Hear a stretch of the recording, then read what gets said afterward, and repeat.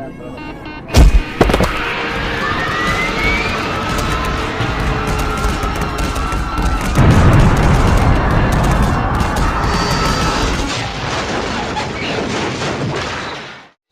दिन था 2005 साल की 14 अगस्त की सुबह।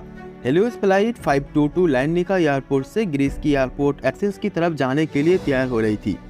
सुबह 9:07 पर ये फ्लाइट टेक ऑफ किया। जहाज पर टोटल 115 पैसेंजर और 6 क्रू मेंबर थी। जहाज की पायलट थी जर्मन से हेंस जर्गेल मार्टिन, जिसका 16,950 घंटे प्लेन उड़ाने की एक्सपीरियंस थी। उनका साथ को पायलट थी पैम्पोस चार्ल लामापोस, जो अपना प्रोफेशनल लाइफ में 7,549 आवर तक प्लेन उड़ाने की एक्सपीरियंस थी। प्लेन उड़ने की 5 मिनट बाद यानी 9:12 में प्लेन 12,040 फीट ऊंचाई में पहुंच जाती है और इतना ऊंचाई में पहुंचने के बाद जहाज में अचानक एक अलार्म बजा।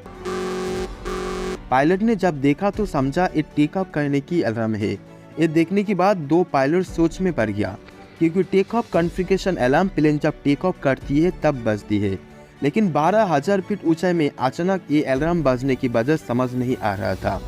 इसी वजह से पायलट एटीसी के साथ संपर्क किया और पायलट एटीसी के साथ सब कुछ बोल ही रहा था कि तभी प्लेन में फिर एक बार अलार्म बजा। लेकिन इस बार एक अलार्म नहीं बल्कि काफ़ी सारा अलार्म एक साथ बजने लगा। इतना अलार्म एक साथ बजने से पायलट एटीसी के साथ ठीक ठाक बात नहीं कर पा रही थी और उसी वक्त प्लेन में मास्टर क्वेश्चन अलार्म भी बज कर उठा। इसका वजह प्लेन की काफ़ी सारे सिस्टम एक साथ ओवरहीट हो रही थी। पायलट कुछ समझ नहीं पा रहा था कि ऐसा क्यों हो रही है। पैसेंजर भी इतना सारा अलार्म सुनकर घबरा रही थी। जहाज के क्रू मेंबर पैसेंजर को शांत कराने की कोशिश कर रही थी कि तभी देखा कि जहाज के अंदर सांस लेने में दिक्कत हो रही है। तभी ऑटो मोड में ऑक्सीजन मास्क नीचे आ गई। इस वक्त प्लेन थी 18,000 फीट ऊंचाई में। पायलट कंट्रोल रूम के साथ बात करने की कोशिश करते रहे, लेकिन पायलट की बातें ठीक से ईटीसी के साथ नहीं हो रही थी। कुछ टाइम बाद प्लेन के साथ ईटीसी के कांटेक्ट पूरी तरह से डिस्कनेक्ट हो जाती है। उसके बाद ईटीसी प्लेन के साथ कांटेक्ट करने की बहुत कोशिश करते रहे, लेकिन प्लेन के साथ कोई कांटेक्ट नहीं हो पाती है। प्लेन और भी ऊंचाई में उड़ने लगा। इस रूट में एथेंस पहुंचने में वक्त लगता है 1 आवर 45 मिनट, यानी 10:45 पर एथेंस पहुंच जाने की शेड्यूल थी। प्लेन 9:37 पर एथेंस फ्लाइट इंफॉर्मेशन के अंदर पहुंच जाती है। 10:12 तक एथेंस एयरलाइन कंट्रोल रूम से प्लेन के साथ कांटेक्ट करने की कोशिश किया, लेकिन प्लेन के साथ कोई भी कांटेक्ट नहीं हो पाए। 10:45 हो गया। अब एथेंस में प्लेन लैंड करने की वक्त हो गई, लेकिन अभी भी प्लेन के साथ कोई भी कांटेक्ट नहीं हो पा रहा था। प्लेन के साथ कोई कांटेक्ट ना होने की वजह से ग्रीस से 2 फाइटर फ्लाइट प्लेन को ढूंढने के लिए भेजा गया। कुछ टाइम बाद फाइटर फ्लाइट की पायलट प्लेन को देख पाया। पायलट प्लेन के पास आ गया। फाइटर जेट की पायलट देख पाया कि कॉकपिट की सीट में कोई बैठी है और पायलट बेहोश हो चुका। फाइटर जेट पीछे आ गया और खिड़की से अंदर देखने की कोशिश किया, लेकिन 2 फाइटर जेट प्लेन के पास होने के बाद भी कोई भी पैसेंजर की किसी भी तरह रिएक्शन नहीं है। 10:29 पर फाइटर जेट की पायलट देख पाया कि एक आदमी फ्लाइट की केबिन से कॉकपिट की तरफ जा रही है और पायलट की सीट में बैठ गया। वो आदमी फाइटर जेट को देखकर कुछ बोलने की कोशिश करने लगा, लेकिन फाइटर जेट की पायलट कुछ नहीं समझ पा रही थी। अचानक प्लेन लेफ्ट साइड की तरफ गिरने लगती है। फाइटर जेट की पायलट समझ गया कि प्लेन की लेफ्ट इंजन बंद हो गया और ठीक 12 बजने के वक्त राइट इंजन भी बंद हो जाती है। 12:04 पर एथेंस से 4 किलोमीटर दूर एक पहाड़ से जाके प्लेन टकरा जाती है।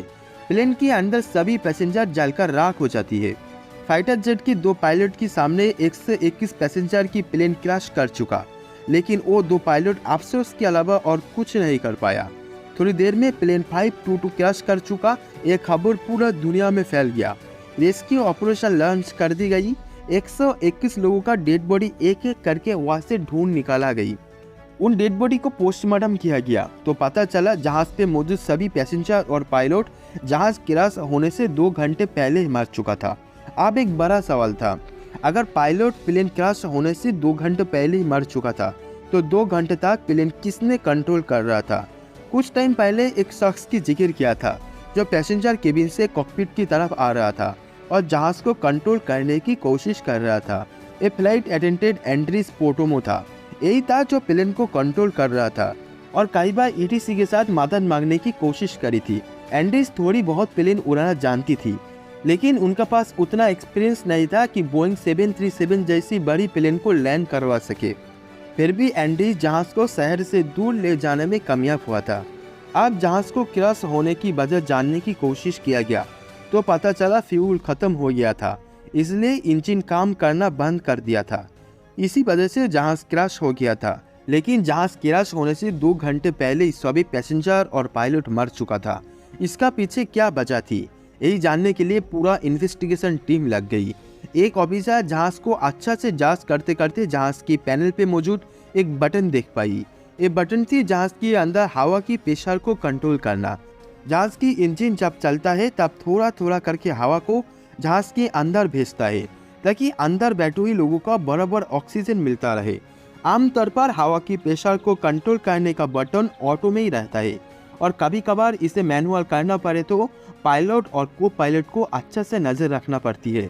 इस हादसे से जस्ट एक दिन पहले बोइंग 737 प्लेन जब रूटीन सर्विस के लिए गया था, तब वह जहाज सर्विस करते हुए एक वर्कर ने इस बटन को ऑटो से मैनुअल करके जहाज को फ्लाई करने के लिए भेज दिया था। जहाज की 2 पायलट को भी इस बटन की तरफ ध्यान नहीं गया था और यही वजह थी कि जहाज के अंदर धीरे धीरे ऑक्सीजन कम होने लगा।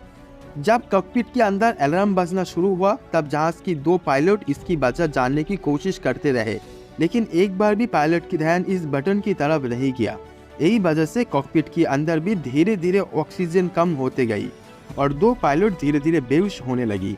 पैसेंजर केबिन में तो ऑक्सीजन कम होने की वजह से ऑटोमेटिक ऑक्सीजन मास्क आ गई थी, लेकिन कॉकपिट में ऑक्सीजन मास्क नहीं आया था। इसी वजह से 2 पायलट पहले डेथ हो चुका था। कुछ टाइम बाद पैसेंजर भी एक एक करके डेथ होने लगी क्योंकि ऑक्सीजन मास्क में सिर्फ 12 मिनट का ऑक्सीजन मौजूद थी। ऑक्सीजन ना मिलने पर जहाज पे मौजूद तमाम लोग एक एक करके दम तोड़ रही थी। जहाज अब ऑटो पायलट में एथेंस की तरफ जा रहा था। उसमें मौजूद तमाम लोग मर चुका था, सिवाय एक शख्स थे जो फ्लाइट अटेंडेंट एंड्रीज था। ये शख्स जिंदा होने की वजह ये एक कुआं ड्राइवर था जो पानी के अंदर लंबे आज तक अपना सांस को रोक के रखने की महारत हासिल करी थी। यही एंड्रीज ही था जो जहाज को कंट्रोल करने की कोशिश कर रही थी, लेकिन इसमें वो कामयाब ना हो सके और ये जहाज पहाड़ पर जाकर टकरा जाती है। इस प्लेन क्रैश होने की 1 महीना बाद एक रिपोर्ट जारी किया गया जिसमें बताया गया कि 121 लोगों का मरने की वजह थी सिर्फ वो एक बटन जो ऑटो की बजाय मैनुअल पर थी। इस रिपोर्ट में ये तो नहीं बताया गया कि 121 पैसेंजर की मौत की असल जिम्मेदार कौन है, वो वर्कर जो गाफिलती से बटन को ऑटो से मैनुअल कर दिया था या वो 2 पायलट जो जहाज को टेक अप करने से पहले सारे बटन सही है कि नहीं ये नहीं देखा। और एक बात ये भी है कि पायलट ऑक्सीजन कंट्रोल करने की बटन पहले नहीं देखा, लेकिन जब सांस लेने में दिक्कत हो रही है तब भी वो 2 पायलट उस बटन की तरफ ध्यान नहीं दिया।